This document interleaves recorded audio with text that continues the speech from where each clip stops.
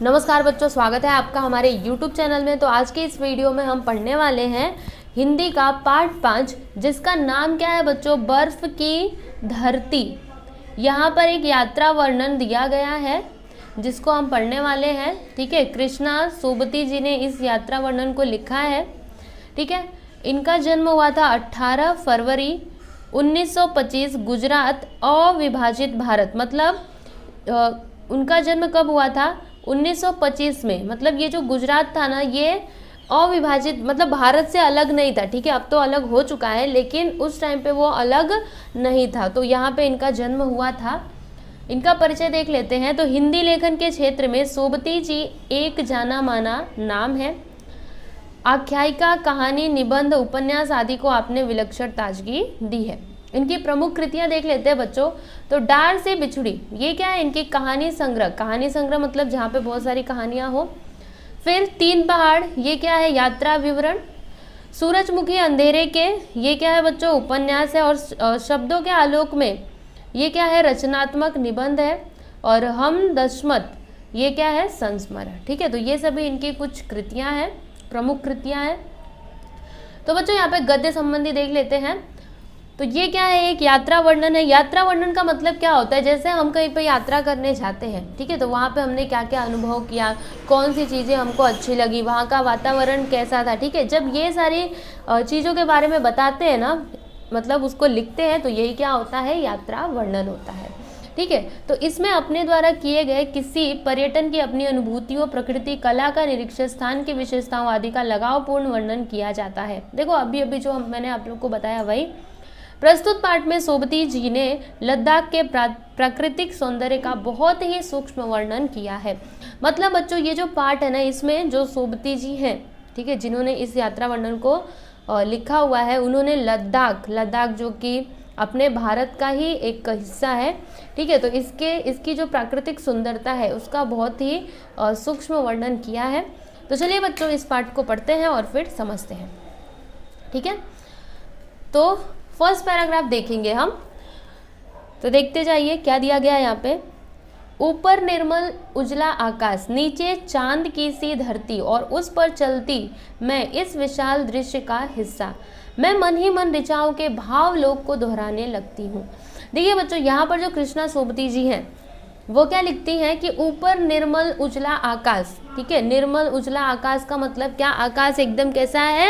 एकदम सफेद सा, एकदम पूरा साफ है, ऐसा वो वर्णन कर रही है। ठीक है, ये लद्दाख के बारे में वो बता रही है। कौन बता रही है? कृष्णा सोबती जी बता रही है कि ऊपर निर्मल उजला आकाश, नीचे चांद की सी धरती। और नीचे की धरती कैसी है? चांद सी धरती है। ऊपर उजला आकाश है, निर्मल सा आकाश है, और नीचे चांद सी धरती है, और उस पर चलती मैं। ठीक है, वो क्या कर रही है कि और उस पर चलती मैं, मतलब वो जो धरती है ना उसके ऊपर मैं क्या कर रही हूँ? चल रही हूँ, जो कि मैं इस विशाल दृश्य का क्या हूँ? हिस्सा हूँ। ऐसा वो कृष्णा सोबती जी बोल रही हैं। फिर कहती हैं कि मैं मन ही मन ऋचाओं के भाव लोक को दोहराने लगती हूँ। मतलब वहाँ का जो प्राकृतिक सौंदर्य वो इतना वो जगह इतनी सुंदर है ना कि इनको ये क्या कहती है कि मैं मन ही मन में ऋचाओं के भाव लोक। अभी ये ऋचाएँ क्या होती हैं? तो देखो जो श्लोक होते हैं ना, श्लोक जिसको गाया जाता है एक सुर में, ठीक है, तो उनको हम क्या कहते हैं? ऋचाओं। ठीक है, ऋचा कहते हैं। तो वो यहाँ पे यही कह रही है कि मैं क्या करती हूँ? ऋचाओं के भावलोक को दोहराने लगती हूँ। मतलब जो भी श्लोक है मैं उनको क्या करती हूँ? दोहराने लगती हूँ, क्योंकि वहाँ की सुंदरता ही ऐसी है। समझ में आया? आगे देखते हैं। धरती और आकाश की परिक्रमा करते 7 घोड़ों वाले रथ में तेजस्वी यशस्वी सूर्य हिमालय के शिखरों पर सदा चमकते रहे, हमें अपनी ऊर्जा से भरते रहे। मैं उषा काल में इस पर्वतीय धरती पर चलते हुए ऋषियों के कुछ शब्द, कुछ पंक्तियां मूल में गुनगुनाना चाहती हूँ, पर कुछ भी कंठस्थ नहीं। मैं खामोशी से मन ही मन कुछ अपना ही गुनगुनाती हूँ। अब देखिएगा बच्चों, यहाँ पे जो कृष्णा सोबती जी हैं वो क्या कहती है कि धरती और आकाश की परिक्रमा करते 7 घोड़ों वाले रथ में तेजस्वी सूर्य। ठीक है, ऐसा कहा जाता है ना, ऐसे हमारे ग्रंथों ने बोला है कि जो सूर्य है, ठीक है, वो क्या करते हैं? वो परिक्रमा करते 7 घोड़ों पे बैठ के, लेकिन सही में तो ऐसा होता नहीं है, क्योंकि हमारी पृथ्वी घूमती है तब हमको लगता है कि सूर्य मतलब हमारा जो पृथ्वी है ना वो घूमता है, तो हमें ऐसा लगता है कि सूर्य घूम रहा है, लेकिन वो अपने जगह पे ही रहता है। ठीक है, घूम कौन रहा है, पृथ्वी घूम रही है। तो हमारे ऐसा ग्रंथों ने बताया है कि जो सूर्य होते हैं वो क्या करते हैं, 7 घोड़ों वाले रथ पे बैठ करके पूरे पृथ्वी पूरे ब्रह्मांड की क्या करते हैं, परिक्रमा करते हैं। यशस्वी सूर्य हिमालय के शिखरों पर सदा सदा चमकते रहे। फिर यहाँ पे वो जो लेखिका है ना वो क्या कहती है, वो ऐसी कामना करती हैं, ठीक है, वो अपने मन में ऐसी कामना करती हैं कि ये जो सूर्य है ये हमेशा ऐसे ही सदा सदा क्या रहे, चमकता रहे।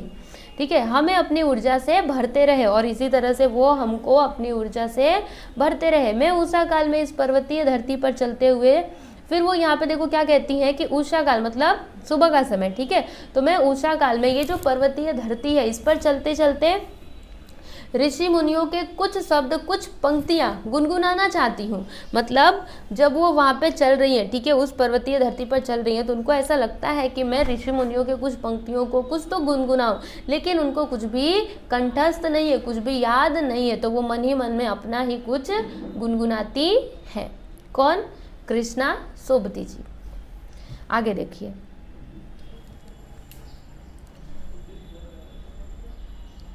तीन लोक माना जाता है कि देवताओं के लोक का रंग श्वेत है, धरती पर मानवीय लोक का रंग लाल है, थल के नीचे पानी का पाताल लोक नीले रंग का है।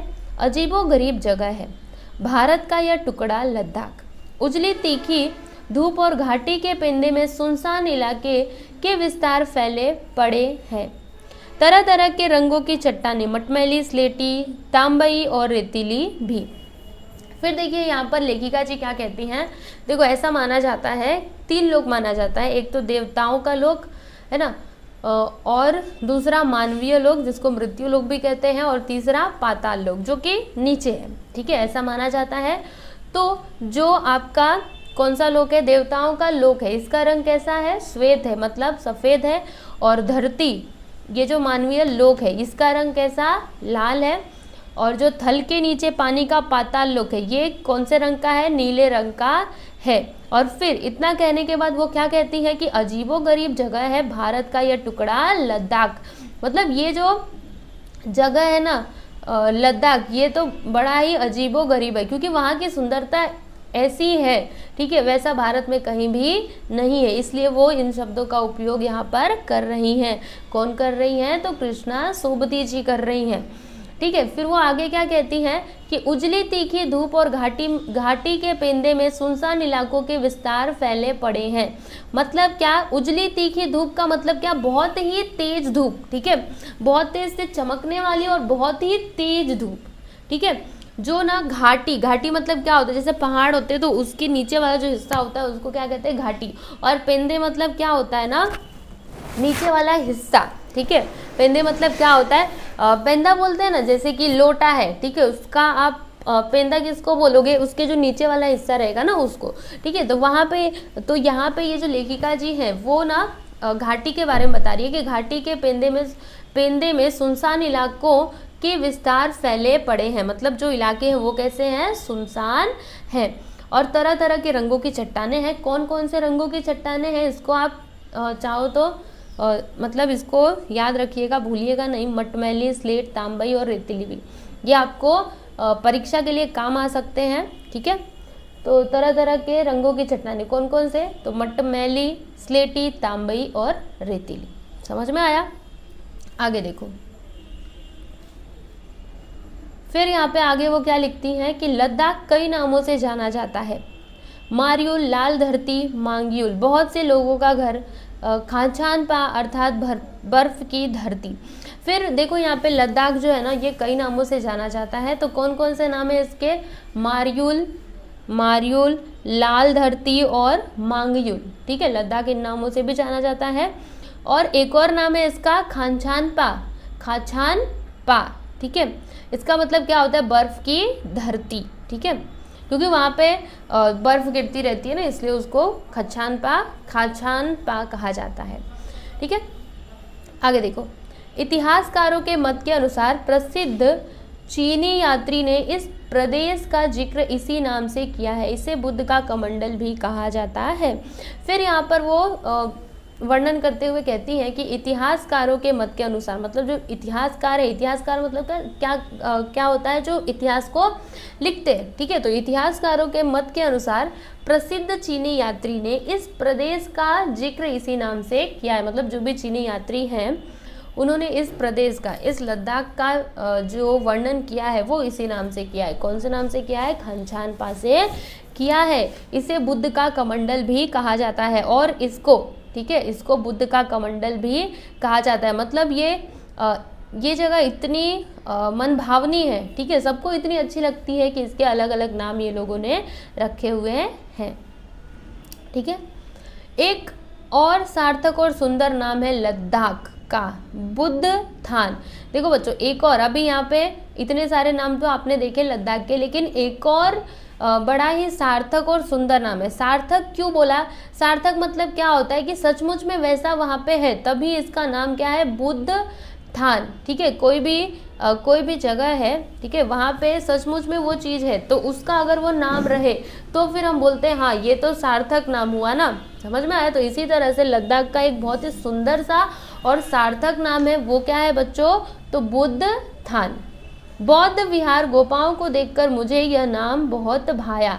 फिर यहाँ पे जो लेखिका है वो क्या कहती है कि बौद्ध विहार, ठीक है, बौद्ध विहार, बौद्ध विहार मतलब क्या होता है ना, जो बौद्ध लोग होते हैं ना, बौद्ध भिक्षुक, ठीक है, तो उनको, और गोपा मतलब क्या, जो भी वहाँ पे लोग रहते जो बौद्ध धर्म को मानते हैं वो हो गए गोपा। तो बौद्ध विहार और गोपाओं को देखकर मुझे यह नाम बहुत ही अच्छा लगा। कौन सा नाम अच्छा लगा? बुद्ध थान। अब आगे देखते हैं। तो देखिए यहाँ पर क्या दिया गया है कि खारदुलांग सुबह नाश्ते के लिए ड्रीम लैंड पहुंची। खाना शुरू ही किया था कि टूरिस्ट विभाग के साहिब खारदुलांग के लिए मेरी परमिट ले आए।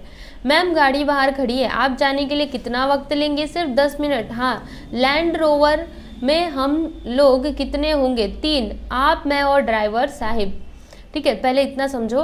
देखो क्या होता है, ये लोग जो है ना, ये लोग नाश्ता के लिए, सुबह नाश्ते के लिए कहाँ पर पहुँचे? ड्रीमलैंड में पहुँचे। ड्रीमलैंड क्या है? जो कि एक होटल का नाम है, ठीक है। अभी इन लोगों ने खाना शुरू ही किया था, तभी टूरिस्ट विभाग के एक साहिब आते हैं और वो क्या लेकर के आते हैं? खारदुलांग के लिए परमिट लेकर के आते हैं, ठीक है। इन लोग को कहाँ पे जाना था? खारदुलांग जाना था, ठीक है। तो अगर जाना रहता है कहीं पे ना, तो ये परमिट मतलब क्या होता है? एक परमिट लिया जाता है अगर आपको कहीं दूर, मतलब कहीं किसी एक स्पेशल जगह पे जाना है, ठीक है, तो उसके लिए आपको परमिट लेना पड़ता है। जैसे ये लोग को खारदुलांग जाना था ना, तो इसके लिए ये लोग ने क्या लिया था? परमिट लिया था। समझ में? परमिट मतलब क्या? परमिशन लेना कि हम वहाँ पे जा सकते हैं, ठीक है। तो कौन लेकर के आए? टूरिस्ट विभाग के एक साहिब थे जो खारदुलांग के लिए इनका परमिट ले आए। और फिर वो क्या बोले कि मैम गाड़ी बाहर खड़ी है, आप जाने के लिए कितना वक्त लेंगी? इन्होंने पूछा कि मैम बताइए, गाड़ी बाहर तो खड़ी है, आप जाने के लिए कितना वक्त लेंगी? तभी ये क्या कहती हैं कि सिर्फ 10 मिनट। और फिर उन्होंने सवाल किया कि हाँ, लैंड रोवर में हम कितने लोग होंगे? मतलब जो गाड़ी है, लैंड रोवर एक गाड़ी का नाम है, ठीक है, जो कि बहुत ही महंगी होती है। तो इन्होंने पूछा कि लैंड रोवर में हम लोग कितने लोग होंगे? तो ये जो वो जो आया था, कौन आया था? साहिब। उसने क्या कहा कि 3 लोग होंगे, आप, मैं और ड्राइवर साहिब, ठीक है। नाश्ता ले, हम बाहर इंतज़ार कर रहे हैं। फिर वो उन्होंने क्या बोला कि आप नाश्ता ले, हम लोग बाहर आपका इंतज़ार कर रहे हैं, ठीक है। इतना समझ में आया? आगे देखिए। हमने नाश्ता खत्म किया और लंच के लिए 3 पराठे और 3 ऑमलेट ऑर्डर किए। थर्मस में पानी भरकर हम खारदुलांग के लिए निकले। शहर से बाहर निकलते निकलते जैसे पहाड़ों की श्रृंखलाएं दूर पर दूर होती गई। देखिए फिर यहाँ पे लेखिका जी क्या कहती हैं कि हमने क्या किया? नाश्ता ख़त्म किया और लंच के लिए हमने क्या रखा? 3 पराठे और 3 ऑमलेट रखे, ठीक है। ये तो सुबह का नाश्ता करके जा रहे थे। लंच मतलब क्या? जो दोपहर में खाना खाते हैं ना, दोपहर में लोगों को खाना तो खाना पड़ता, तो उसके लिए इन्होंने क्या किया ना, 3 पराठे और 3 ऑमलेट रख लिए। और फिर पानी किस में भरा? थर्मस में भरा। अब पानी थर्मस में क्यों भरा, नॉर्मल बॉटल में क्यों नहीं भरा? क्योंकि देखो वहाँ पे इतनी ठंडी होती है ना, अगर आप नॉर्मल बॉटल में भरोगे तो वो पूरा जो आपका पानी है ना वो बर्फ बन जाएगा। ठीक है, अगर थर्मस में रखेंगे तब जाके वो पानी जैसा रहेगा, तभी आप उसको पी पाओगे, क्योंकि वो लद्दाख का एरिया इतना ठंडा होता है, वहाँ का तापमान ही इतना क्या होता है, मतलब वहाँ का तापमान बहुत ही गिर जाता है, जिसकी वजह से वहाँ का वातावरण भी क्या रहता है, एकदम ठंडा रहता है। और जो पानी ऐसे नॉर्मल बॉटल में लोगे तो वो बर्फ़ बन जाएगा, तो आप उसको पी नहीं सकते, इसलिए उन्होंने क्या किया, थर्मस में उसको रखा। ठीक है, और फिर पानी रखने के बाद वो लोग खारदुलांग के लिए निकल पड़े। फिर आगे क्या दिया गया है कि शहर से बाहर निकलते निकलते जैसे पहाड़ों की श्रृंखलाएं दूर पर दूर होती गई, मतलब वो जो शहर था उससे बाहर निकलते निकलते ऐसा लग रहा था कि जो पर्वत श्रृंखलाएं हैं, ठीक है, जो पहाड़ों की श्रृंखलाएं हैं वो दूर पर दूर होती जा रही है ना। कभी कभी हम जब गाड़ी में जाते हैं तो आपने नोटिस किया होगा, आपको लगता है कि जैसे कोई पहाड़ है, ठीक है, तो आपको लगेगा कि वो दूर दूर दूर दूर होता जा रहा है हमसे। ठीक है, तो इसी तरह से लेखिका को भी लग रहा था। ठीक है, आगे चलो। अब आगे देखिए, यहाँ पर लेखिका जी क्या लिख रही हैं कि लेह से खारदुलांग ग्लेशियर से पानमिग होते हुए काराकोरम तक पहुंचा जा सकता है। ठीक है, अब ये ग्लेशियर क्या होता है बच्चों, तो जहाँ पे बर्फ इकट्ठा होते हैं ना उनको हम क्या कहते हैं, ग्लेशियर कहते हैं। तो खारदुलांग लेह से खारदुलांग ग्लेशियर से पानमिग होते हुए कहाँ पर पहुंचा जा सकता है, तो काराकोरम तक पहुंचा जा सकता है। फिर यहाँ पे लेखिका जी आगे क्या कहती हैं कि एकाएक लैंड रोवर रुकी पहाड़ के निर्जन वीराने में एक तंबू के सामने, मतलब अचानक से इनकी जो गाड़ी थी वो कहाँ पर रुकी, लैंड रोवर मतलब गाड़ी। ठीक है, तो उनकी जो गाड़ी थी ना वो कहाँ पर रुकी, एक निर्जन वीराने में। निर्जन वीराना मतलब क्या, जहाँ पर दूर दूर तक कोई घर नहीं था, एकदम वीरान था, एकदम शांति फैली हुई थी, वहाँ पर उनकी गाड़ी एक तंबू के सामने रुकी। फिर क्या होता है, तो ड्राइवर साहब ने परमिट दिखाया। ठीक है, वहाँ पर उन्होंने परमिट दिखाया और रजिस्टर में एंट्री की गई। उसके बाद फिर गाड़ी सन्नाटों को चीरती हुई सरकने लगी। समझ में आया, जो चढ़ाई थी, अभी यहाँ पे सन्नाटों को चीरती हुई क्यों बोला जा रहा है, क्योंकि ये कैसा था, वीरान था, दूर दूर तक कहीं भी लोग दिखाई नहीं दे रहे थे, पूरा निर्जन। निर्जन इलाका किसको कहते हैं, जहाँ पे कुछ भी ना हो। ठीक है, जहाँ पे पूरा खाली खाली खाली खाली खाली मैदान मैदान वही सब हो। ठीक है, तो उसको क्या कहते हैं, निर्जन कहते हैं। ठीक है, तो वहाँ पे जो उनकी गाड़ी थी वो सन्नाटों को चीरती हुई चढ़ाई पर सरकने लगी।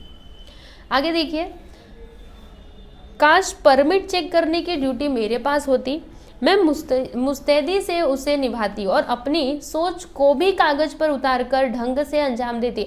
अब बच्चों यहाँ पर समझना, वो जो लेखिका जी है वो ऐसा क्यों सोच रही है, क्यों वो ऐसा यहाँ पे लिख रही है। वो क्या कहती है कि काश परमिट चेक करने की ड्यूटी मेरे पास होती, मतलब जिस आदमी ने, मतलब जो परमिट को चेक कर रहा है, वैसी ड्यूटी मुझे मिलनी चाहिए थी। क्यों मिलनी चाहिए थी, क्योंकि देखो जो ये लोग होते हैं ना, लेखक या फिर कवि लोग होते हैं ना, उनको शांति वाला इलाका बहुत ही पसंद आता है। क्यों, क्योंकि वहाँ पे उनको कोई डिस्टर्ब करने वाला रहता नहीं है। वो एकदम स्वतंत्रता के साथ अपने विचारों को कागज पर उतार सकते हैं। जो कि ये जो है कौन, कृष्णा सोबती जी एक लेखिका है, तो उसी के हिसाब से वो सोच रही हैं कि अगर ये ड्यूटी मेरे पास होती तो मैं बड़ी ही मुस्तैदी से अपनी ड्यूटी निभाती, मतलब परमिट चेक करती, और जो भी मेरे विचार होते मैं उनको क्या करती, अपने कागज पे उसको बहुत ही अच्छे ढंग से अंजाम देती, मतलब उसको उतारती। ठीक है, जो लोग भी कवि लोग होते हैं ना, उनको शांति बहुत ही अच्छी लगती है। आगे देखो, इस एकाएकी में टूरिस्ट साहिब बताते हैं कि वह जगह है जहां हकीकत फिल्म की शूटिंग की गई थी।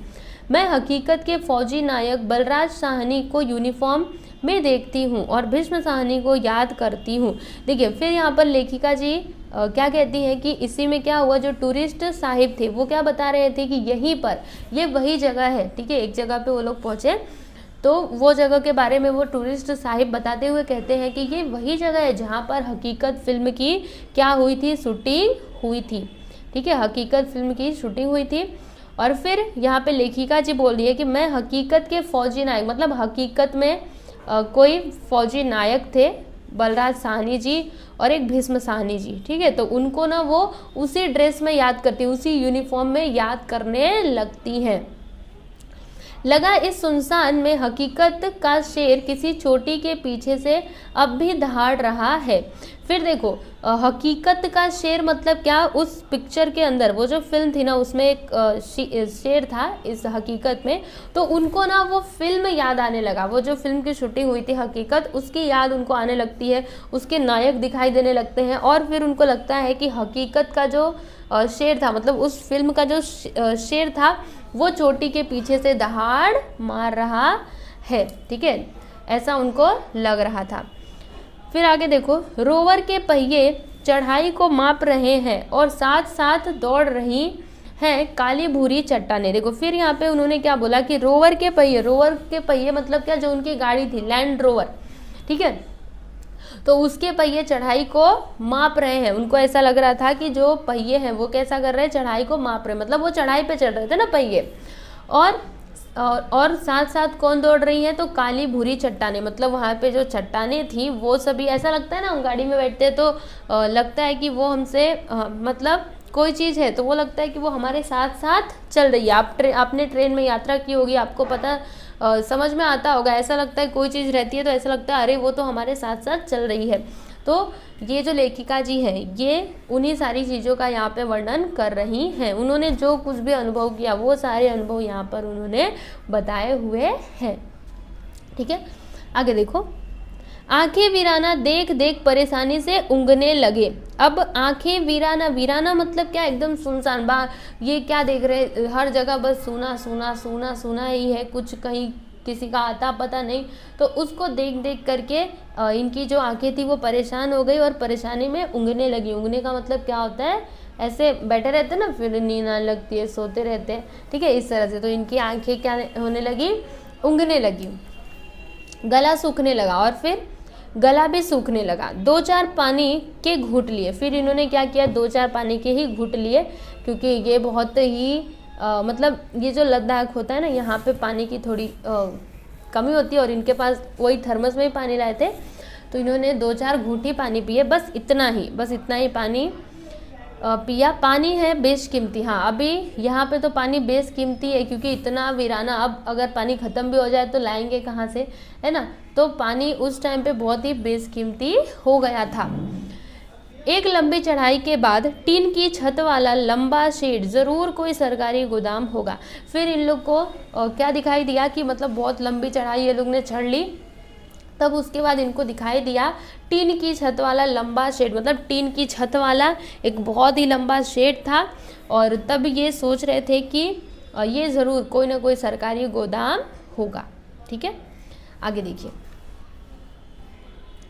चढ़ाई में कई मोड़, पथरीले नंगे पहाड़ों की श्रृंखलाएं, लेह की पीठ का पठार है खारदुलांग। खारदुलांग जिसे खरदुला भी कहते हैं, हिममंडित ग्लेशियर है। लेह के पिछवाड़े से निकलते ही पहाड़ों के हल्के रंग गहरे होने लगते हैं। भूरे, ग्रे और स्लेटी पहाड़ों को आकाश की नीलाहटें अजीब पथरीलेपन में दमकाने लगती हैं। इतनी ऊंचाई पर किरणें ऐसे चमकती हैं कि अपनी गर्मी से बर्फीली नदी नालों के पानी को सोख लेती हैं और पानी का गीलापन धूप की तेजी से भाप बनकर उड़ता चला जाता है। अब जो इसको समझिएगा, यहाँ पे वो खारदुलांग का वर्णन करती हैं। क्या कहती हैं कि चढ़ाई में कई मोड़, मतलब जो चढ़ाई है, ठीक है, इसमें कई मोड़ आए। मोड़ मतलब क्या होता है, मुड़ना, ठीक है, मोड़ मतलब क्या होता है, जहाँ पे मोड़ होता है, जहाँ पे मुड़ा जाता है, ठीक है। तो चढ़ाई में कई मोड़ आए, पथरीले नंगे पहाड़ों की श्रृंखलाएं, ठीक है, लेह की पीठ का पठार है खारदुलांग। मतलब ये जो खारदुलांग है ये क्या है बच्चों, लेह की पीठ का पठार, ठीक है। इस तरह से यहाँ पे जो लेखिका है ना वो वहाँ के बारे में पूरा वर्णन करती हैं कि खारदुलांग क्या है। तो खारदुलांग क्या है, लेह की पीठ का पठार है, ठीक है। खारदुलांग जिसे क्या कहा जाता है, खरदुला भी कहा जाता है। हिममंडित ग्लेशियर है, ये जो खारदुलांग है ये क्या है, हिममंडित ग्लेशियर है, मतलब जहाँ पे बर्फ ही बर्फ रहता है।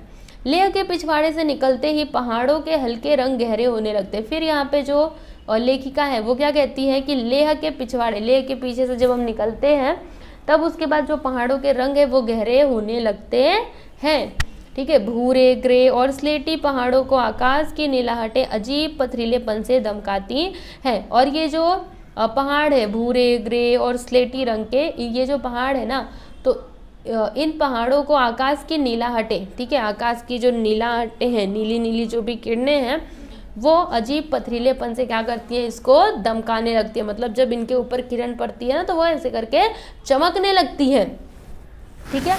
और फिर आगे क्या कहती है कि इतनी ऊंचाई पर किरणें ऐसे चमकती हैं कि अपनी गर्मी से बर्फीली नदी नालों के पानी को सोख लेती हैं। और ये जो इतनी ऊंचाई पर ये जो किरणें होती है, सूर्य की किरणें होती है, वो ऐसे चमकती हैं कि अपनी उस चमक के कारण जो बर्फीली नदी नालों के पानी होते हैं ना, उनको वो सोख लेती हैं और पानी का गीलापन धूप की तेजी से भाप बन करके उड़ जाता है। और जो पानी का गीलापन होता है वो धूप की तेजी से भाप बन करके उड़ता चला जाता है, ठीक है। अब अगला पैराग्राफ देख लेते हैं। तो देखिए इसमें क्या दिया गया है, चढ़ाई पर धीमी चाल से गाड़ी आगे सरकने लगी है। गाड़ी लगभग सड़क के किनारे है। मैं नीचे की ओर देखने में झिझकती हूँ, अगर इतने ऊंचे से गिरे तो होगा पूर्ण विराम। अब देखो यहाँ पर लेखिका जी क्या कहती हैं कि चढ़ाई पर धीमी चाल से जो गाड़ी है, वो ये लोग चढ़ रहे हैं ना, पहाड़ के ऊपर चढ़ रहे, तो वो धीमी चाल से उनकी जो गाड़ी है वो सरकने लगती है, ठीक है। और गाड़ी लगभग सड़क के किनारे है, मतलब जो देखा होगा आपने पहाड़ी एरिया में जो रास्ते होते हैं ना, वो ऐसे टेढ़े मेढ़े होते हैं ना, अगर आप उसमें से देखोगे तो आपको डर लगेगा, अरे हम ये कहाँ पे जा रहे हैं, ऐसा लगेगा कि आप अभी गिर जाओगे, ठीक है। तो ऐसा लेखिका को भी लग रहा था। वो जो गाड़ी थी वो ऐसे करके ऊपर चढ़ रही थी और वो गाड़ी कहाँ पर थी, सड़क के किनारे थी। मैं नीचे की ओर देखने में झिझकती हूँ। यहाँ पे लेखिका जी कहती है कि मैं नीचे की ओर देखने में झिझकती हूँ, मतलब मुझे डर लगता है नीचे देखने से। क्यों? क्योंकि मतलब देखने से ऐसा लगेगा कि अगर नीचे गिरे तो क्या होगा, होगा पूर्ण विराम, मतलब जो हमारा जीवन है ये पूरा के पूरा समाप्त हो जाएगा। अगर थोड़ी सी भी इधर उधर हुई तो हम जाएंगे पूरा भगवान जी के पास, ठीक है। आगे देखो, अगले मोड़ पर आसमान जड़ा एक सीमेंट का दरवाजा नजर आया। फिर अगले मोड़ पर, जो अगला मोड़ था जहाँ से मुड़ना था, वहाँ पर एक सीमेंट का दरवाजा ये लोग को नजर आया। जी हाँ, अब हम इसी में से गुजर कर ऊपर जा रहे हैं। फिर यहाँ पर देखो लेखिका जी कहती हैं, वो जो गेट इनको नजर आया था, सीमेंट का गेट, तो ये कह रही है कि जी हाँ, हम उसी में से, मतलब उसी गेट में से हम लोग गुजर करके ऊपर की तरफ जा रहे हैं। वह रहा हिम शिखर खारदुलांग। फिर अभी देखो ये लोग ना खारदुलांग पहुंच गए हैं। क्या कहते हैं, वह रहा जो हिम शिखर है, ठीक है, जो बर्फ का शिखर है, वो रहा, वो देखो खारदुलांग। बर्फ का पहाड़ कैसा है, वो बर्फ का पहाड़ है। पहाड़ पर ताजा बर्फ नहीं, कड़ी बर्फ का पहाड़ है। देखो देखो, वो जो पहाड़ है ना, वो ताजा बर्फ नहीं है, वो कड़ी बर्फ है, ठीक है, कड़क हार्ड बर्फ है, कड़क बर्फ है। बर्फ बर्फ बर्फ इसे कहते हैं ग्लेशियर। फिर यहाँ पे लेखिका जी कहती है कि चारों तरफ बस बर्फ बर्फ बर्फ, इतना बड़ा पहाड़ खाली बर्फ का, कड़े कड़े बर्फ का, तो बर्फ बर्फ बर्फ, इसी को हम क्या कहते हैं, ग्लेशियर कहते हैं। और वायरलेस के खंभों, नहीं आगे देखो, यहाँ पे धूप चमका रही है इसकी धवलता को। फिर यहाँ पे लेखिका जी ने कहा, धवलता मतलब क्या होता है बच्चों, तो धवलता मतलब होता है सफ़ेदी, ठीक है। बर्फ कैसा होता है, सफ़ेद होता है ना। तो यहाँ पे लेखिका जी वर्णन करते हुए कहती हैं कि धूप जो है ना, वो क्या कर रही है, इसकी धवलता को, इसकी जो सफ़ेदी है ना, इसको चमका रही है। कौन चमका रही है, तो धूप चमका रही है। फिर ऊपर हेलीकॉप्टर मंडरा रहे। अब यहाँ पे हेलीकॉप्टर क्यों है, क्योंकि ये इतनी ऊंचाई पर है कि यहाँ पर ना ज़्यादा लोग कैसे आते हैं, हेलीकॉप्टर से ही आते हैं। ये लोग तो फिर भी गाड़ी से आए थे पूरा चढ़ाई चढ़ चढ़ के, लेकिन ज़्यादातर यहाँ पे हेलीकॉप्टर का ही आना जाना रहता है। तो ऊपर हेलीकॉप्टर मंडरा रहे थे और वायरलेस के खंभों पर लहरा रही हैं बौद्ध पताकाएं। और जो वहाँ पर खंभे थे वायरलेस के, उस पर ना बौद्ध पताकाएं, बौद्ध पताकाएं मतलब क्या होता है, पताका मतलब क्या होता है ना, झंडी, ठीक है। पताकाएं मतलब क्या, झंडा होता है ना, तो वो उन खंभों पे बौद्ध पताकाएं मतलब बौद्ध झंडे लहरा रहे हैं। गाड़ी से उतर मैं बर्फ पर चल रही हूँ, बर्फ पर चलते हुए फिसलन है। फिर यहाँ पे लेखिका जी अपने बारे में बताते हुए कहती है कि मैं गाड़ी से उतर करके किस पर चल रही हूँ, बर्फ पर चल रही हूँ। और बर्फ पर चलते हुए क्या है, बहुत ही फिसलन है ना। बर्फ पे चलते हैं तो फिसल जाते हैं ना, तो ऐसा। आगे देखते हैं। मैंने जूते उतार लिए हैं, मोजे पहने पहने ही संभल कर चल रही हूँ। फिर यहाँ पे लेखिका जी क्या कह रही हैं कि मैंने क्या किया है, मैंने अपने जूते उतार लिए, क्योंकि वहाँ पे इतनी फिसलन है ना, जूते पहनकर चलेंगे तो बहुत फिसलेंगे, ठीक है, बिना जूतों के ही वो इतना फिसल रही हैं, तो जब जूते पहन लेंगे तो कितना फिसलेंगे, है ना। तो कह रही है यहाँ पे कि मैंने क्या किया है, मैंने अपने जूते उतार लिए हैं और मैं मोजे पहने पहने ही, मतलब मोजा पहने पहने ही संभल संभल करके चल रही हूँ, है ना। लेकिन मोजे में भी फिसलते हैं ना, मोजे में तो मुझे ऐसा लगता है कि कुछ ज़्यादा ही फिसलते हैं। लेकिन लेखिका जी ने मोजा पहना है तो उन्होंने मोजा पहना है, जूता निकाल लिया है और वो पहन करके चल रही हैं। टूरिस्ट साहिब कहते हैं, आइए आपको एक चट्टान दिखाते हैं जो बर्फ से ढकी है, उसके नीचे पथरीला खेत है, यहाँ एक न एक कैलेंडर देवी देवताओं का टंगा रहता है। फिर देखो क्या होता है, जो टूरिस्ट साहब रहते हैं वो क्या कहते हैं कि आइए अब आपको एक चट्टान दिखाते हैं जो बर्फ से क्या रहता है, ढका रहता है, और इसके नीचे क्या है, एक पथरीला खेत है, ठीक है, और यहाँ पर एक न एक कैलेंडर देवी देवताओं का हमेशा टंगा रहता है। वैसे यहाँ के तूफानी अंधड़ में तो कार भी उड़ सकती है, ना जाने कैलेंडर कैसे टिके रहते हैं, यह अचरज ही है। फिर यहाँ पर जो टूरिस्ट साहिब थे उन्होंने क्या कहा कि वैसे यहाँ तो जो तूफान आता है, ठीक है, इसके कारण कार भी उड़ सकती है, लेकिन पता नहीं कैसे, ये तो अचरज की बात है कि ये कैलेंडर पता नहीं कैसे यहाँ पे टिके रहते हैं।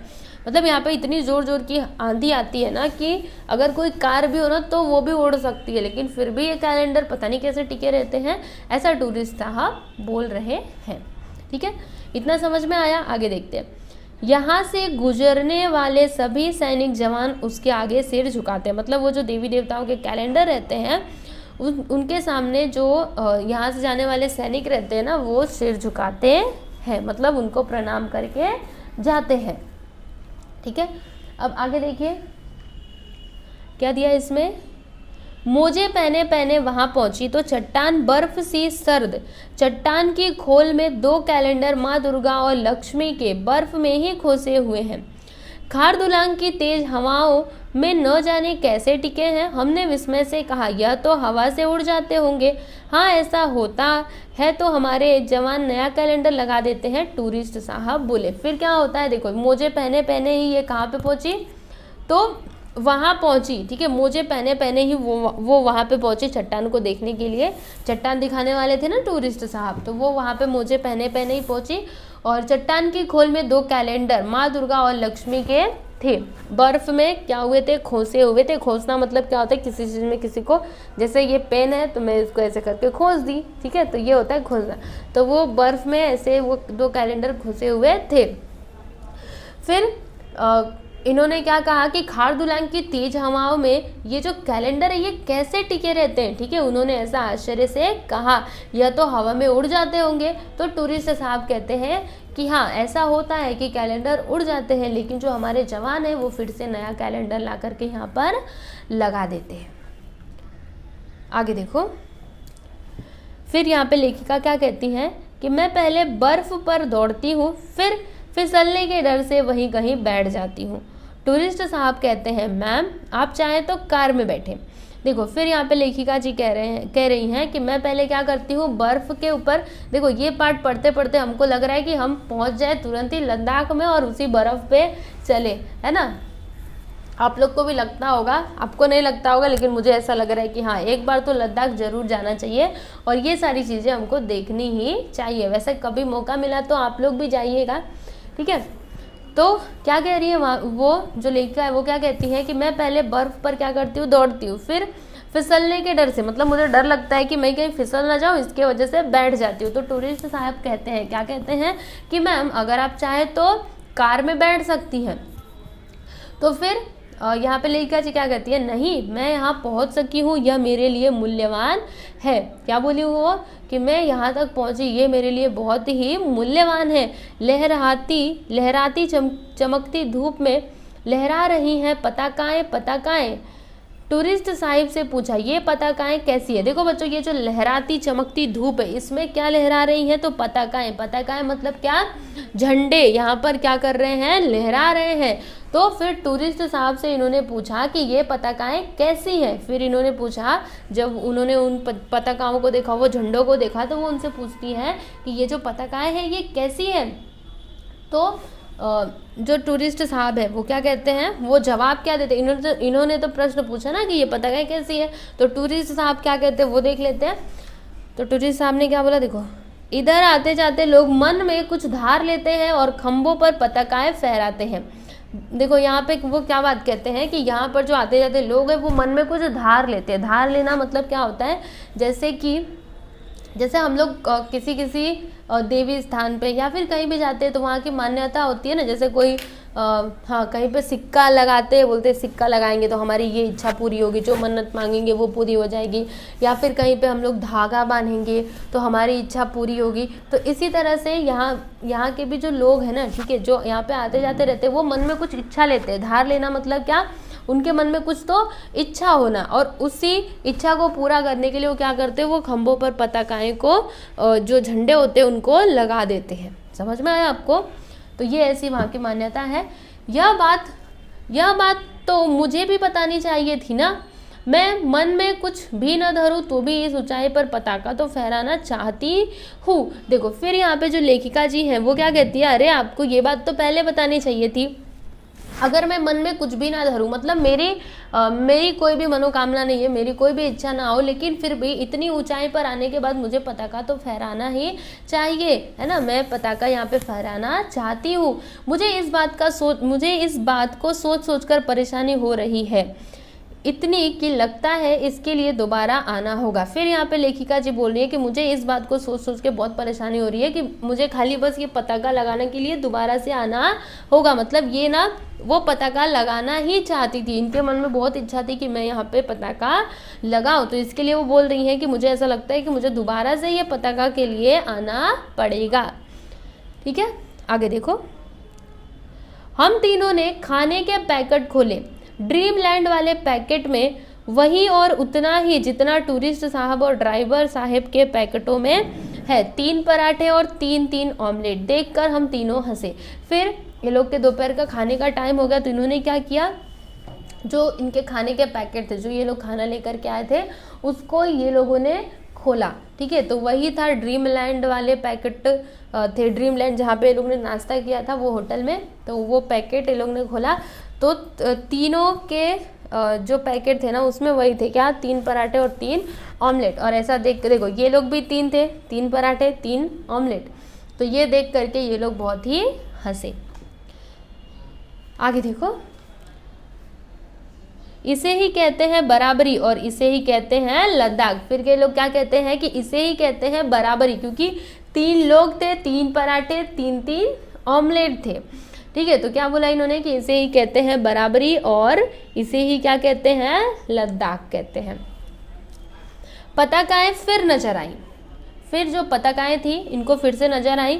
मैंने अपनी शॉल उतारी, मन में तय किया कि मैं इसे यहाँ लहरा कर ही जाऊंगी। ऐसा न हुआ तो मुझे एक बार फिर वहाँ आना होगा। मैंने शॉल आगे किया। लीजिए ड्राइवर साहिब, इसे किसी भी तरह खंबे पर फहरा दे। देखो फिर यहाँ पे लेखिका जी क्या कहती है, इनको तो किसी ना किसी तरह से झंडा तो लगाना था, पताका तो लगाना ही था। तो इन्होंने क्या किया, अपनी शॉल उतारी और मन में तय किया कि अगर मैं तो यहाँ पर ये जो पताका है उसको लहरा करके ही जाऊंगी, क्योंकि अगर मैंने ऐसा नहीं किया तो मुझे इसके लिए दोबारा से आना पड़ेगा। तो ऐसा सोच करके उन्होंने अपनी शॉल वो ड्राइवर साहब को दी और कहा कि आप एक काम करो, किसी भी खंबे पर मेरा ये जो पताका है इसको आप फहरा दो, मतलब शॉल को आप लगा दो। ठीक है, फिर आगे देखो। मैम गर्म शॉल भारी है, टिकेगा नहीं, हवा से नीचे गिर जाएगा। फिर जो ड्राइवर साहब थे उन्होंने क्या कहा कि मैम ये जो शॉल है, ठीक है, ये कैसा है, ये गर्म शॉल कैसा है, भारी है, ये टिकेगा नहीं, क्योंकि हवा भी बह रही थी ना, और वो इतना भारी शॉल कैसे टिकेगा। तो उन्होंने कहा कि ये जो शॉल है ना ये कैसा है, भारी है, ये टिकेगा नहीं, हवा की वजह से क्या हो जाएगा, नीचे गिर जाएगा। तो क्या होता है देखो, कोई बात नहीं, गिरेगा भी तो इस बर्फीले ग्लेशियर पर, उज्जवल बर्फ पर। सुनकर दोनों हंसे। आप ऐसा करेंगी ही तो शॉल उठाने के लिए हमें फिर से आना पड़ेगा।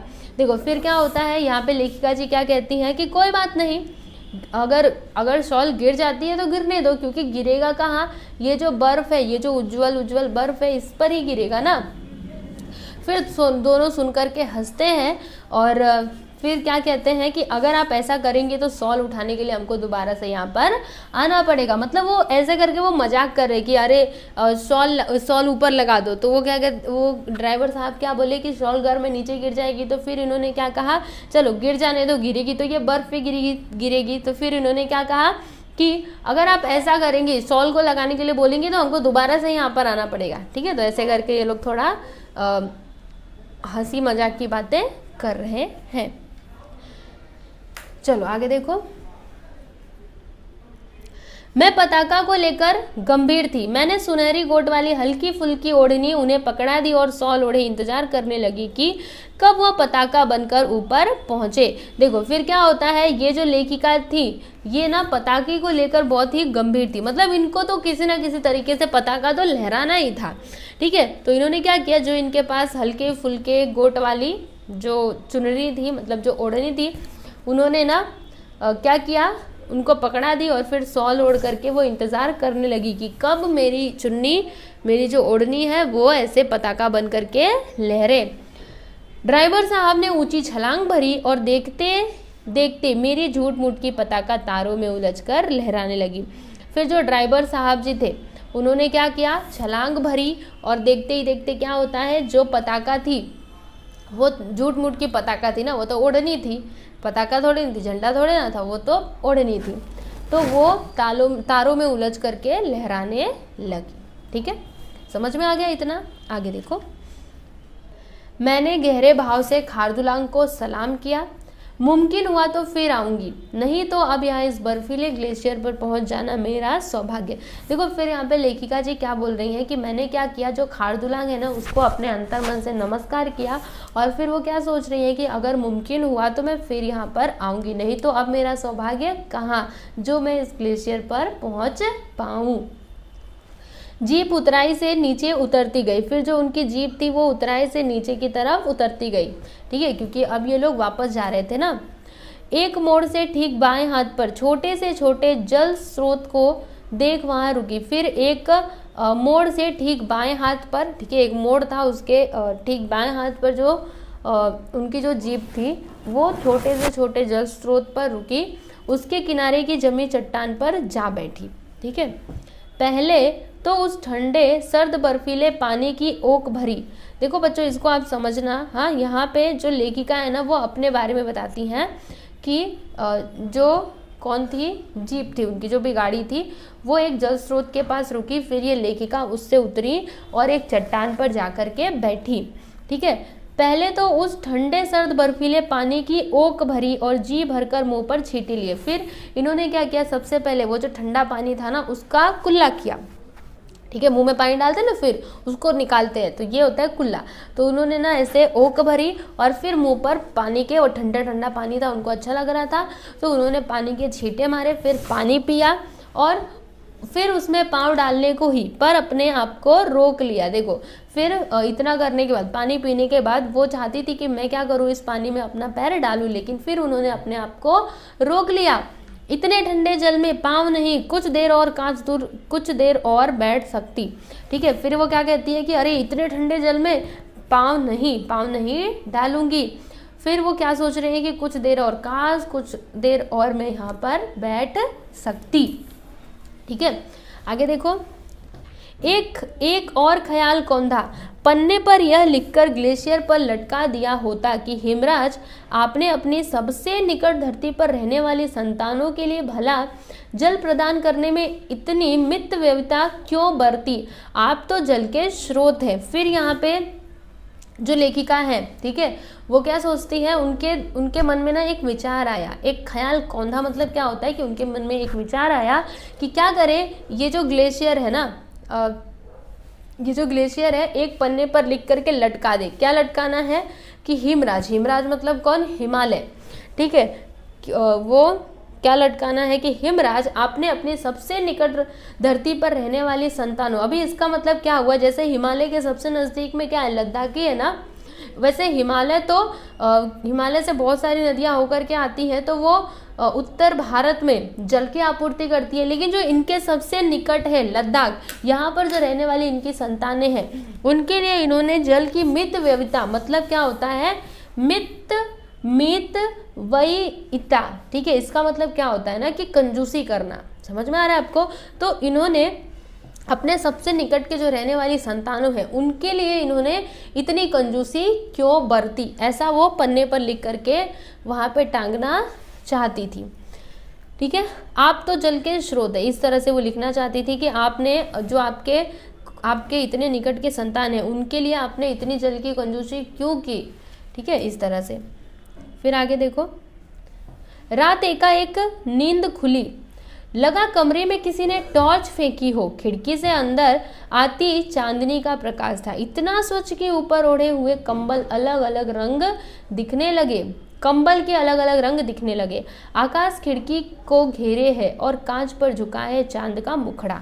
देखो फिर यहाँ पे लेखिका जी क्या कहती हैं कि रात में जब ये लोग सब लोग सोए हुए थे तभी एकाएक से उनकी नींद खुलती है और उनको ऐसा लगा ना कि कमरे में किसी ने टॉर्च फेंकी हो, मतलब इतना जोर का उछाला है, ऐसा लगा कि किसी ने टॉर्च ऐसे जलाई हो, लेकिन खिड़की से वो क्या आ रही थी, चांदनी आ रही थी, जो चांदनी होती है ना, चांदनी का प्रकाश। ठीक है, तो वो प्रकाश था, इतना स्वच्छ था वो, इतना मतलब इतना वो उज्जवल था कि उसकी वजह से जो वो लोग ने कंबल ओढ़े थे ना, उसके जो रंग थे वो अलग अलग रंग दिखाई देने लगे। आकाश खिड़की को घेरे हुए है, और फिर वो क्या कहती है कि जो आकाश है वो खिड़की को घेरे हुए है और कांच पर, और जो कांच है, ठीक है, जो खिड़की का कांच है उस पर चांद का मुखड़ा क्या हुआ है, झुका हुआ है, ऐसा वहाँ पे प्रतीत हो रहा था। ठीक है, वो यहाँ पे सारे अपने अनुभव बता रही है कि उनको क्या क्या अनुभव हुए। भला मैं आज ही यहाँ से क्यों चली जा रही हूँ, मेरा दिल्ली पहुँचना जरूरी न होता तो दिन के बाद पैगोंग झील देखती। देखो फिर यहाँ पे लेखिका जी मन में विचार करती है कि अरे भला मैं इतनी जल्दी दिल्ली क्यों जा रही हूँ, अगर मैं इतनी जल्दी क्यों जा रही हूँ, अगर मेरा दिल्ली पहुँचना जरूरी नहीं होता तो मैं क्या करती, दिन के बाद पैगोंग झील होती है एक, जो कि है वहाँ पे, तो पैगोंग झील देखने के लिए जाती। ठीक है, ऐसा इनके मन में इच्छा है कि मैं पैगोंग झील भी देखती। करवट लेने की थी कि उठकर खड़ी हो गई। फिर यहाँ पे लेखिका जी बोल रही है कि मैं करवट अभी लेने ही वाली थी, ठीक है, जब मेरी रात को नींद खुली, फिर मैंने इतना सुंदर मनोहारी दृश्य देखा, उसके बाद अभी मैं करवट लेने ही वाली थी, तब तक मैं उठ करके खड़ी हो गई। सोने को तो प्लेन में भी सोया जा सकता है। फिर वो अपने मन में विचार करती है, किसी से वो बोल नहीं रही है, वो अपने मन में ही विचार, हम लोग भी कभी कभी अपने मन में विचार करते हैं ना, रात को सोते सोते नींद नहीं आती तो पता नहीं कौन कौन से विचार हमारे मन में आते, कभी उठ करके हम इधर जाएंगे उधर जाएंगे, है ना। तो इसी तरह से इनको भी हो रहा था। तो ये क्या सोचती है कि सोने को तो प्लेन में भी सोया जा सकता है। घड़ी देखी तो 3:30, और फिर उन्होंने घड़ी की तरफ देखा तो 3:30 बज रहे थे, है ना। इंसानों की आदत होती है, इंसानों की मतलब हमारी भी यही आदत है, हम उठने से पहले ना सबसे पहले आँख खुलेगी तो घड़ी को ही देखते हैं, अरे कितना बज रहा है। अगर कितने बज रहे, समझो 5 बज रहे, कोई 6 बजे उठता है, कोई 6:30 बजे उठता है, तो जब वो 5 देखेगा तो बड़ा खुश होएगा, अरे अभी सोने का टाइम है ना, इस तरह से।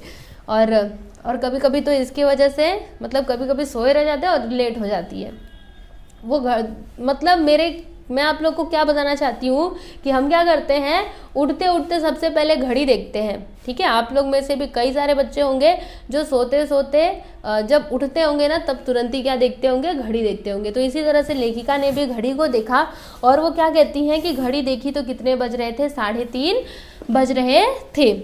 शॉल ओढ़ा, फिर इन्होंने शॉल ओढ़ा, टॉर्च ली और कमरे के कपाट भिड़ा दिए और सीढ़ियों से नीचे उतर गई। देखो फिर ये लेखिका जी हैं, लेखिका जी जो हैं उन्होंने क्या किया, घड़ी देखी तो 3:30 बज रहे थे और फिर उन्होंने शॉल को ओढ़ा और टॉर्च ली और कमरे के कपाट भिड़ा दिए, मतलब जो कमरे का दरवाजा था उसको उन्होंने बंद कर दिया और सीढ़ियों से नीचे उतरने लगी। खुले में टहलते हुए सोचने लगी, और फिर वो खुले में खुला था ना, तो खुले में टहलते टहलते सोच रही थी, क्या सोच रही थी? अपने में गहरा पारदर्शी सन्नाटा, जैसे वह ऊपर के सितारों की लौ में अपने अंधेरे में जगमगा रहा हो। देखो यहाँ पे क्या लिखा हुआ है कि अपने में गहरा पारदर्शी सन्नाटा, मतलब बहुत ही गहरा क्या था? सन्नाटा था।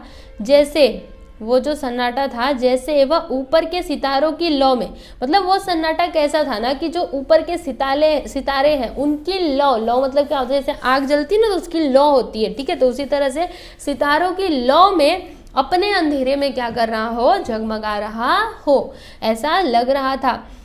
नीचे दिल्ली में अपने जीने की दुनिया से अलग वह चांद, वह तारे, यह धरती के सामने बीजी सर्किट हाउस की और आती सड़क जैसे धरती को आकाश से मिलने वाली पगडंडी हो, उस पर भी क्यों न चल लिया जाए लेह की इस प्रभात बेला में। देखो फिर यहाँ पे लेखिका वहाँ का जो सुंदर मनोहारी दृश्य है उसका वर्णन करते हुए कहती हैं कि नीचे दिल्ली में अपने जीने की दुनिया से अलग, ठीक है, जो दिल्ली है वहाँ पे जैसे हम लोग जीते हैं, ठीक है, उससे अलग वह चांद, वह तारे, यह धरती और सामने बीजी सर्किट हाउस की ओर आती सड़क जैसे धरती के आकाश से मिलने वाली पगडंडी हो, उस पर भी क्यों न चल लिया जाए इस प्रभात बेला में। ऐसा वो कौन बोल रही है? लेखिका जी बोल रही है कि क्यों ना उस पर भी चल लिया जाए, ठीक है। आगे देखो, फाटक खोलने के लिए हाथ बढ़ाया, घड़ी देखी, कुछ देर रुकना ठीक होगा। मैं अब सड़क पर चल रही हूँ, लेह को घेरे हुए पथरीली श्रृंखला को देख रही हूँ, खामोशी में अपने पैरों की आहट सुन रही हूँ। अंतर में ऐसा भास हो रहा है कि अमृत बेला में जो घट रहा है वह पहली बार और शायद अंतिम भी। देखो फिर क्या होता है, इन्होंने क्या किया, यह अपने बारे में बताते हुए बोल रही है कि मैंने फाटक खोलने के लिए हाथ बढ़ाया, फिर मैंने क्या देखा? घड़ी देखी, और फिर वो क्या सोचती है कि कुछ देर और रुकना क्या होगा? ठीक होगा। अब ये कहाँ पर चल रही है? तो सड़क पर चल रही है, लेह को घेरे हुए पथरीली श्रृंखला को देख रही है, ठीक है, ऐसा वो बोल रही हैं। फिर खामोशी में अपने पैरों की आहट सुन रही है, और वो इतना खामोशी भरा है, मतलब इतना वहाँ पे सन्नाटा है ना कि अगर कोई चले तो भी उसके पैरों की टप टप टप की आवाज़ आती है, ठीक है। तो वो अपने वो आवाज़ को, वो जो आहट है वो उसको सुन रही है। अंतर में ऐसा आभास हो रहा है कि इस अमृत बेला में जो घट रहा है, फिर उसके अंतर मन में, ठीक है, ऐसा आभास हो रहा है कि ये जो अंतर बेला है, ठीक है, यहाँ पे ये जो घट रहा है ये शायद पहली बार है और अंतिम बार भी। याद हो आई बौद्ध प्रवचनों की दो पंक्तियां, फिर इनको जो बौद्ध के प्रवचन होते हैं उसकी दो पंक्तियां इनको याद आई। कौन सी? जो भी देखो ऐसे देखो जैसे जीवन में पहली बार देख रहे हो, फिर ऐसे देखो जैसे जीवन में अंतिम बार देख रहे हो। देखो इनको कौन सी दो पंक्तियां याद आई थी कि जो भी देखो ऐसे देखो, जो भी देखो ऐसे देखो, जिसे आप जीवन में क्या देख रहे हो? पहली बार देख रहे हो, ठीक है। कोई भी चीज़ अगर आपको देखनी है तो आप उसको ऐसे देखो, मतलब कहने का मतलब क्या है ना कि आप उसको एकदम जी भर के देखो, इतने अच्छे से देख लो ना कि आपको लगे कि जैसे हम पहली बार कोई चीज़ देखते हैं तो कितने ध्यान से देखते हैं, तो इसी तरह से यहाँ पे बोला जा रहा है कि जो भी देखना है उसको एकदम ध्यान से देख लो, एकदम ऐसे देखो कि आप उसको पहली बार देख रहे हो, और फिर ऐसे देखो, ठीक है, फिर आपको ऐसे देखना है, फिर आपको ऐसे देखना है कि जिसे आप अंतिम बार देख रहे हो अपने जीवन में, ठीक है। वही बुद्ध के कमंडल में उदय होती उषा को मानो पहली बार देख रही हूँ। फिर यहाँ पे लेखिका जी बोल रही है कि जो उषा मतलब जो सुबह सुबह होती है ना सुबह, तो उषा को मानो पहली बार देख रही हूँ। जो कमंडल में उदय हो रही है, मतलब जो सूर्य उग रहे हैं, उनको मैं पहली बार देख रही हूँ। अंतिम बार भी जैसे हिमालय के पीछे से फैलाए लालिमा को हमारे पूर्वजों ने देखा था। स्थल पर सिर्फ चट्टानें, ऊंचे पहाड़ और आकाश की ओर जाती चढ़ाई के अलावा और कुछ भी नहीं है लेह लद्दाख से, ठीक है बच्चों। तो ये था यात्रा वर्णन जिसको लिखा था कृष्णा सोबती जी ने, है ना। तो ये पाठ को पढ़ने से हमको लेह लद्दाख के बारे में बहुत सारी जानकारियाँ मिली कि वहाँ पर क्या क्या है। खारदुलांग ग्लेशियर के बारे में हमने बहुत कुछ जाना, और कभी आप लोगों को मौका मिले तो आप जाइएगा वहाँ पर घूमने के लिए, ठीक है। अब मैं आप लोग को यहाँ पे शब्द वाटिका बच्चों बता देती हूँ, उसके बाद हम इस वीडियो को यहीं पर ख़त्म करेंगे। तो शब्द संसार में देख लीजिए, हिम मंडित मतलब क्या होता है बच्चों? बर्फ से शोभित। मित व्ययिता, इसका मतलब किफ़ायती, थोड़ा या फिर कम खर्च करने की। लक्ष्य मतलब क्या होता है बच्चों, निशाना। बेशकीमती मतलब अमूल्य। और आंच मतलब क्या होता है, गर्मी या फिर ताप। ठीक है, तो इस तरह से आपका ये जो पार्ट है ना, ये यहाँ पे कंप्लीट होता है। और मैं ऐसा उम्मीद करती हूँ कि आप लोग को ये पार्ट अच्छा लगा होगा। ठीक है बच्चों, तो अभी हम अगले वीडियो में मिलेंगे एक नए पार्ट के साथ। तब तक के लिए नमस्कार।